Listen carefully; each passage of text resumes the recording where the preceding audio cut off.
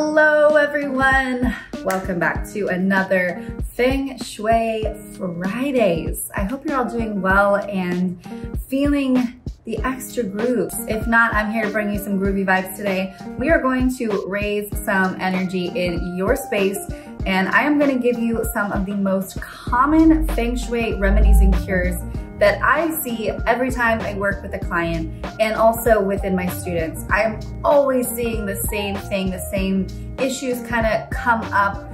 And like I've said many times, if you've joined one of my master classes, you know that we don't build homes anymore to accommodate the Feng Shui rules. It's actually very, very common for many homes to have these basic needs that are required to have a good, harmonious, good flowing chi space. So today I'm going to get into the 5 different main common issues that I often see.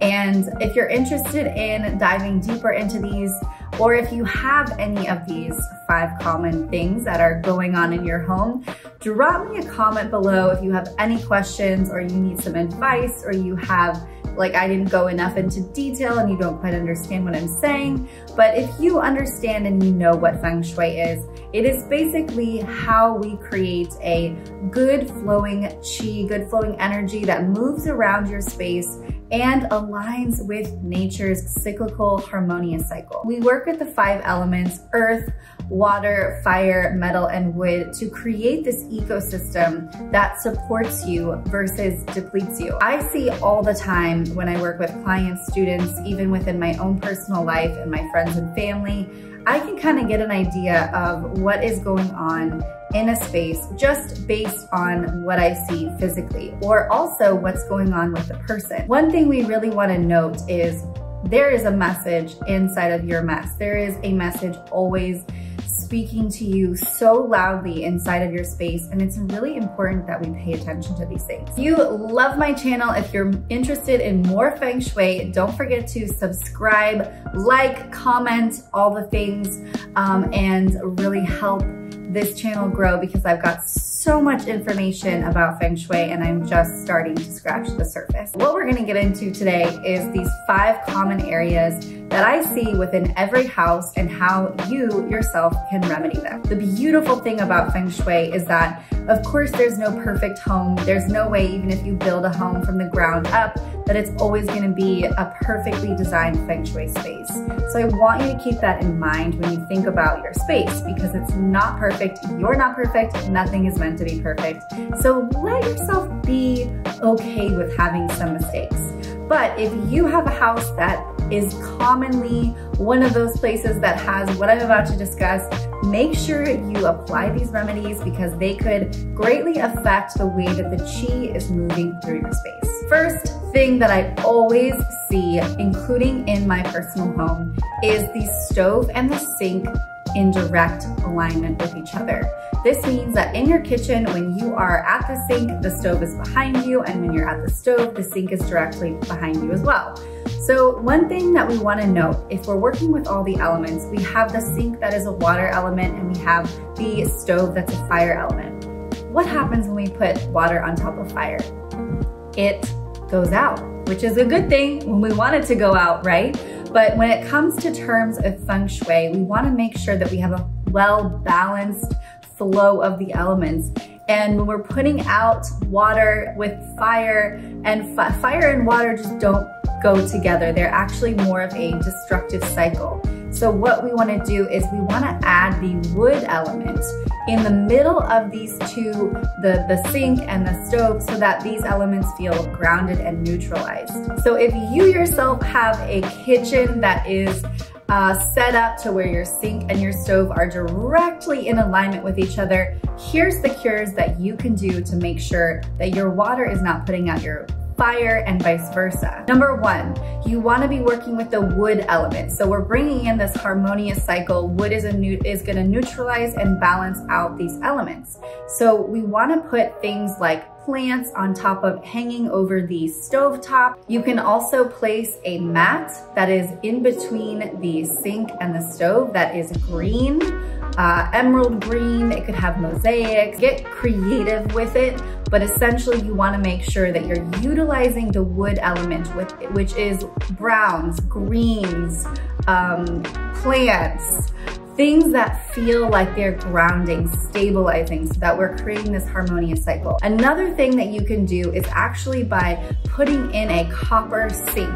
Copper is a metal element, so it would actually enhance the water, and therefore, if you put the wood on top of the copper by putting a towel that is green or something like a plant on top of the actual where you have your sink area, these are ways that you start to work with all of the elements. The reason why we want to make sure that we're not putting out the fire elements of the stove is because the stove is connected to our overall wealth, our health, our vitality in life. When you think about it, the stove is what nourishes us. It creates food for us. It is the symbol of the hearth of the home. It is what brings us that nourishment that we need. So you don't want to be putting this out. You want to be making sure that you're keeping it enhanced. And some fun little other stove tips is to make sure to keep it clear and clean. Never leave anything on your stovetop, and use all 4 burners. We always want to be using everything in our home.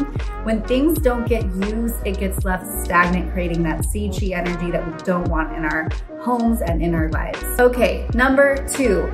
This is very common in so many homes that have a second story. So if you have a 2-story home, this is something that might be your vibe right here. If you walk into your front door and there's a stairway going up or going down into a basement, we have a little bit of a problem here, and let me explain. When we're talking about Qi, which is the foundation of what makes up Feng Shui, it is the energy that moves through your home. It is the life force, the prana, the inhale and the exhale that we personally take.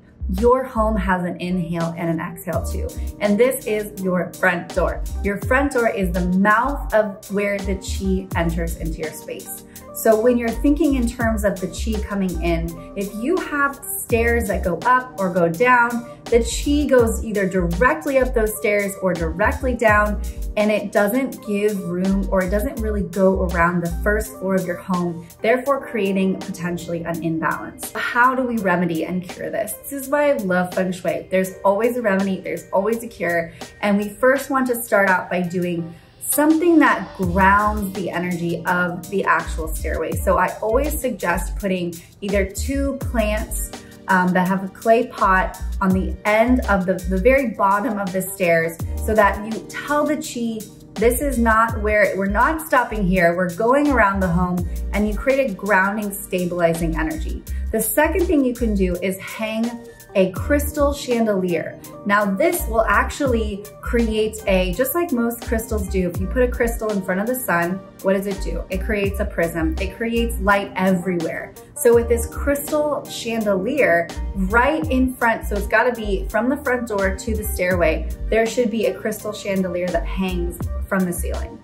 And what this does is this creates light everywhere. And it's really beautiful. It's such a beautiful thing to have in your entryway. And this will remedy and cure the Qi. It'll tell the Qi to go everywhere in your home, not just go up those stairs. Okay, for this next remedy and cure, we're gonna go into the bedroom, actually for a couple of them here, because the bedroom is another place that I often see a lot of common cures and remedies that are needed to be made in Feng Shui. Number 1 is mirrors.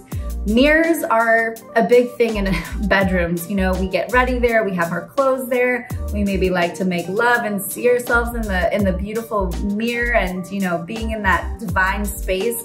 But mirrors are actually not the best to have facing you in your bedroom when you're in your bed when you are asleep. We also don't want to be using too many mirrors in our bedroom, because mirrors are generally considered to be an activating element. So most Feng Shui practitioners, myself included, would consider mirrors to be a metal remedy, but it can also be water and earth, because when you break down how a mirror is created, well, we go to kind of these other 2 elements, and it can be a little contradictory and a little confusing. So I like to say at the root of it all, mirrors are activating, they activate the energy space, they create more energy. And when we're going to sleep, we don't want to be creating energy, we want to be closing the energy down. So this is common if you have a lot of sleep issues, if you have a lot of mirrors in your bedroom, you might realize, okay, this is what's potentially contributing to my lack of sleep and my ability to stay asleep because there's too much active energy going on. So we definitely don't want to have any mirrors facing us while we're in the bed because this can create an auspicious energy and it's said to kind of affect your dreams at night. So the best way to cure this is to, if you can't get rid of the mirror, if you like the mirror there, if it's your only mirror that you use to get dressed and see yourself full on, then put a curtain or cover it with a tapestry when you go to sleep. Just closing off that energy, making sure that it doesn't activate too much while you're sleeping. Okay, the fourth remedy and cure is also located in your bedroom. This I see all the time. Where to place your bed. This is very important because your bed obviously creates the ability for you to be alive, nourished, and healthy for everything that you do in your life. If we don't have sleep, who are we in the world? Who am I? Who am I? I am definitely cranky pants when I don't have enough sleep, and I bet that a lot of you guys are very similar. So what we really want to make sure we're getting is the best, most delicious sleep that we can possibly get and feeling like we're going into the womb. We want to feel like we're comfortable. We're kind of in that space where it's dark. It feels like we can just be protected and safe. And our beds really contribute to this factor. The main thing that you really want to take into consideration is that your bed is not in front of a window. We don't want to have our beds in front of a window. If it does, for whatever reason, if it is in front of a window and you cannot change it, this is like the only location and area in which your bed can live, we want to make sure, again, we cover those windows and we have a very sturdy headboard behind the bed and in front of the window. And also this headboard should be tall, so it's not really short. We want to make sure we have this sturdy foundation behind us. If you know anything about Feng Shui already, you know that we talk about the mountain remedy and how important it is to have the mountain energy behind us, against us, the wall. We want to feel supported in life, you guys. So often I see these common issues with my clients and students that, you know, we don't have support. We are feeling a lack of support. We feel like we're doing things on our own and we don't have that extra layer of support. We need to have this in our headboard because this is where we're sleeping. Another thing I see is the bed not in command position. This is another common theme and common terminology you will hear in Feng Shui.